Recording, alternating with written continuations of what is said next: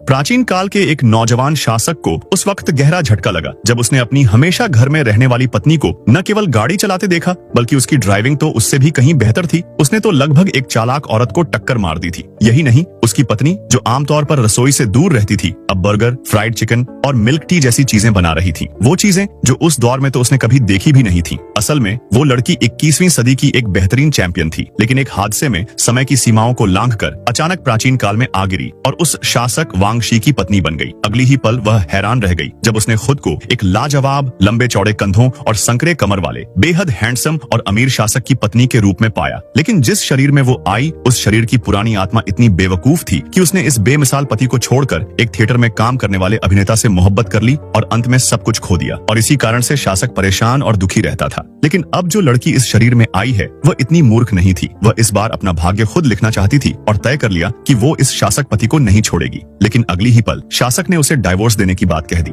जब वो घर लौटी और शासक से बात करना चाही तो शासक ने उसके सामने पहले से लिखी हुई डाइवोर्स की चिट्ठी रख दी। लड़की समझ नहीं पाई कि आखिर इस पहले वाली आत्मा ने इतने अच्छे पति को क्यों छोड़ा। अगर वो उसकी जगह होती तो अब तक उनके बच्चे भी हो चुके होते। लड़की ने फैसला किया कि वह डाइवोर्स नहीं लेगी और शासक के सामने ही डाइवोर्स की चिट्ठी को फाड़ दिया और कहा कि वह अब उसके साथ सच्चे मन से रहना चाहती है। लेकिन शासक, जो पहले ही दिल से टूट चुका था, ने ठंडे स्वर में कहा कि वह अगले हफ्ते एक और डाइवोर्स का दस्तावेज तैयार करेगा और बिना कुछ